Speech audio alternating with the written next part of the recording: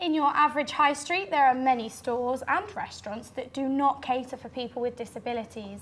So Michelle and I went along to Disability Wales to speak to the policy officer, Rian Berrigan, who deals with these particular issues and also deals with the challenges of her own hearing impairment. So let's take a look. We are now joined in studio by Daniel Maguire, who has first-hand experience of life on the streets and the support provided by Huggard House. Welcome to the studio, Daniel. Hello. Hello. Hello. Can you tell us a little bit about your story and how did you become homeless? I first became homeless when I was 17, just before I turned 18. I, sort of family problems at home with my mum. I lived alone with my mum from the age of about sort of 12 after my father passed away. And we grew apart over that time. I think after my dad died, it was a lot for her, obviously.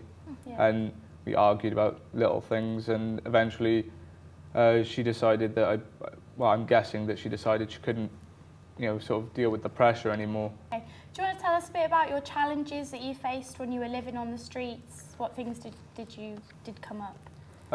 Well, as many people know, there is the stereotype when you live on the streets that don't approach people who live on the streets. They're homeless. Yeah. They're dirty. They've got diseases and things like that. You'd be surprised the amount of stereotypes that people apply to just homeless people in general. Of course. My problem was that being so young, I didn't have anywhere else to go. Yeah. Okay, so how do you use hypnotherapy to help people lose weight? Okay, so hypnotherapy is part of the whole NLP approach, and it's basically about making those changes in your thinking and your mindset that are going to enable you to do things differently in your life. Okay, so where people are saying, I need to make this change, but I can't seem to do it, yeah. I'll help them find what's going on at the unconscious level in their thinking, which is stopping them from changing what they need to change. Can you give us an example of what you would say to a client during hypnotherapy? Okay, some of the suggestions that can be really useful in hypnotherapy might be around the theme of only eating to your body's nutritional requirements, so only eating when you're hungry, only thinking about food when you're hungry, and knowing those stop signals, noticing those stop signals when your body tells you it's time to stop eating. I swear my body doesn't tell me to do that. I think a lot of people probably agree with me. I hear that a lot, That's always on my mind. Food. So when's lunchtime? What I always say to people is those signals are always there. Yeah. It's just that sometimes we're listening to other signals and we override them. Yeah, okay. For those of you who have been tuning in and watching Exposure TV, you will know about our running feature of Where Am I? And for those of you who don't know, Where Am I is the challenge set by the Exposure team where they go to an unknown location in Cardiff and we have to guess where they are. It's as simple as that, really. I'm excited for this. Let's take a look.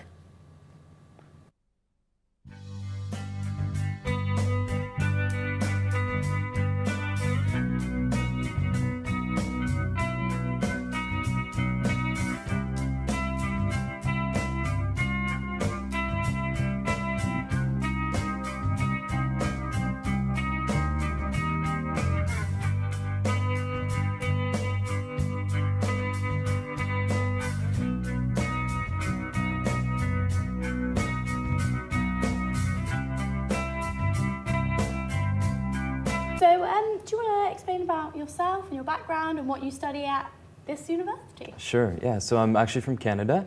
I'm currently studying my Master's of Business, and I've actually been in the country for about 3 years now. Okay. Yeah. So can you tell us a little bit about StartRight? Sure. So it's an app that helps students with the assignment writing process, really. We identified that students really need help with task management and time management. Definitely, and the best way we could think of combining those two was in a to-do list. So students are able to input their word count, assignment type, due date, and the app really just helps structure the rest of the work and helps get them thinking about the subtasks that they have to do, along with just kind of the big things like writing introduction, body paragraph, stuff like that. So what's been your involvement in StartRight? Well, so I'm one of the co-founders. So there's 2 of us on the team right now, and so we basically have to do everything that's required for a business. Finances, planning, the design of the app, the marketing of it, the sales and pitching. It's time to go back to the Where Am I challenge and find out the answer. But first we will go to Louise in the hub and see where you thought they were. Hey everybody, so we've got a few tweets, so a few of you have been tweeting in, so thank you so much for your tweets. First of all, we've got Lauren Colvin, and she thinks it's at Roath Park. Now I think it's at Roath Park as well, that was my little inkling. Hello and welcome to Exposure TV, brought to you live right here at the Atrium. I'm Louise. And I'm Chloe. We've got a fantastic show lined up for you today. We have Si Martin in the studio to tell us about his organisation, Heads Above the Waves, and how he uses creativity to battle against the taboo of mental health, as well as some advice from Mind Cymru on the best way to help panic attack sufferers. Every year since, on March the 20th, the world is invited to take part in the movement of making people happy. This year, the focus is on our connection to others. Social isolation in our modern society has become a growing worry for people behind Day of Happiness, and they're encouraging everyone to reach out and make at least one positive connection with the people around you. Here at Exposure, that is something that we can definitely get behind. Tweet us at ExposureUSW so we can make some positive connections with you. As well as this fantastic global movement, there are thousands of organisations across the country that promote mental well-being throughout the year. Heads Above the Waves is one of these amazing organisations. And here in person to tell us more about Heads Above the Waves is the creator himself. Welcome, Si. Yeah. So Si, give us a nice introduction to Heads Above the Waves. So Heads Above the Waves is a non-profit organisation that exists to raise awareness about self-harm among young people and to raise awareness really that hope exists and that help exists. Make sure you join us after the break because coming up is your second instalment of Exposure Explores. Hello and welcome back to Exposure TV on International Happiness Day. Have you made any amazing connections lately? Make sure you tweet us at ExposureUSW to tell us all about how you'll be celebrating. So, can you just sum up how Porter's is unique to any other bar for us? You just mentioned a little bit about it. But... I think there's lots of reasons why Porter's is unique, and I think the fact that I'm there, sort of the old school landlord figure, makes a difference, not because I'm any great shakes or important or influential in any way at all, but I think people feel kind of protected and respected. The fact that the guy who owns the place is there, making sure that everyone is having a nice time, making sure that no idiots are there, making sure that everyone feels part of something. So I think it's sort of being the circus master of this kind of community that's been created. Now, earlier on, Dan Porter mentioned Exposure's very own Charlie Smith and his talent as a comedian, but we found out that he's got another secret talent. So, what is your secret talent, Charlie? Like sausages, Okay. And right, so that's the head of the dog. Okay. This dog will have a clubbed foot. Is it a sausage dog? It's sort of sausage dog.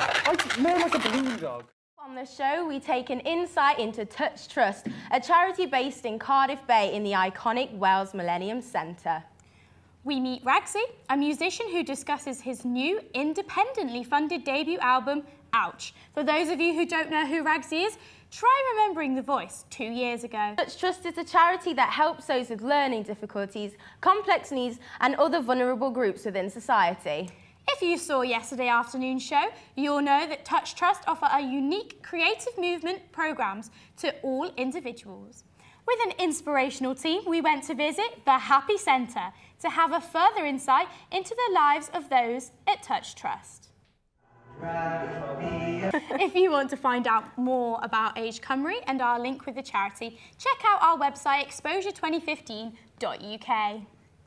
If you have been watching Exposure TV, you will know about the running feature throughout our shows, Where Am I? Today's feature of Where Am I takes place in 2 parts. Tweet us at ExposureUSW or find us on Facebook.com/Exposure Radio and TV.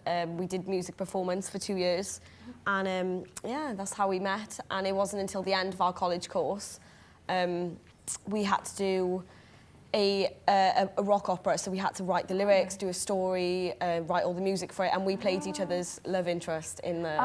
Welcome back to the final part of today's Exposure TV. We showed a clip earlier on in the show with a World War II theme. We asked you at home whether you could guess where we were. And people have been tweeting in. Let's have a look. Right, Beckham Muir says it's Cardiff Castle. I don't know, it might be. First, we're joined by Max with the news. Hi, Max. Hello. I've brought today's newspapers with me. The South Wales Echo led with the budget story from yesterday. And now we're joined by a cosplay enthusiast, James Ellis. Welcome. Well, thank you for So, having me. what exactly is cosplay? Well, cosplaying, also known to people as costume playing, is basically where people will dress up as specific characters that they're a fan of, they admire, or who they just want to sort of be for a day, as it were. It's a very, very exaggerated costume dressing up sort of thing, as it were. And we're joined now by, as you can see, Tom Hanks, but not the traditional kind, as he is a puppet, featuring in a short film written and directed by Craig Shankland. Hi, Craig. Hi, Craig. Hello. This is so much fun. Yeah, thank I you might for have to bringing your take him puppets home. So, why did you decide to do the film of Castaway in puppet form? Well, it's for a student project. I had to find a collaborator from outside the uni, so I found a Canadian puppet maker who made this one first. So she made it for £50, which was the cheapest price I could find. This time such I account thy love. Art thou afeard to be the same in thine own acts and valour as thou art in desire? Wouldst thou which thou havest ceased the ornaments of life, and live a coward in thine own esteem, letting I dare not wait upon I would, like the poor cat into the adage? Prithee, peace! I dare do all that becomes a man. Who dares do more is none.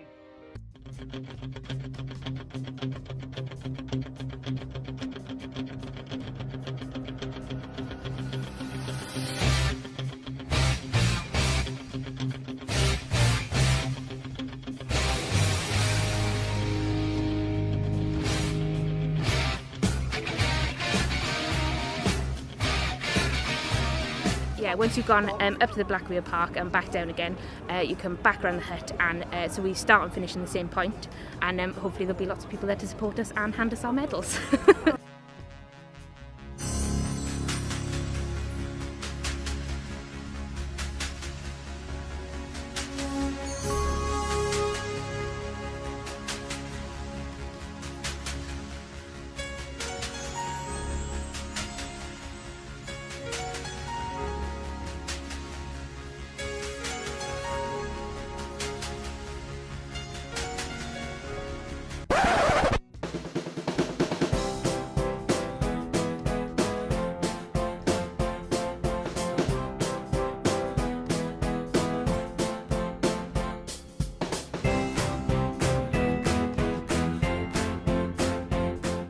And I'm in charge of the individual and community work that we do.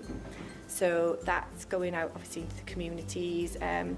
We do events in the communities, making sure that we're raising awareness as well as funds for the charity.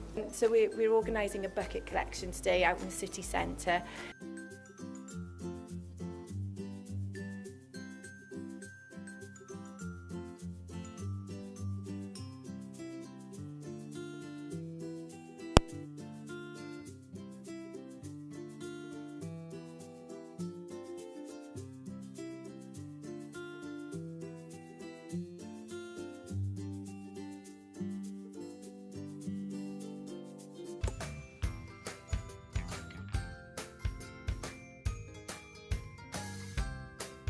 This is the perfect place to sit back, relax and enjoy the picturesque scenery of the bay.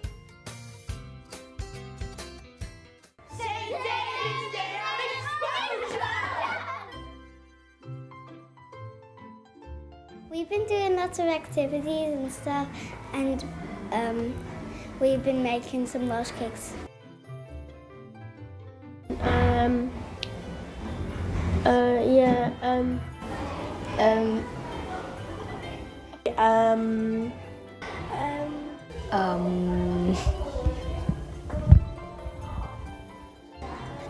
That he was a priest and he built a monastery. He was a patron saint of Wales, and his dad was the king, so that made him prince. And we celebrate St David's Day on the 1st of March. At the University of South Wales Atrium Library, you have access to newspapers, books and journals.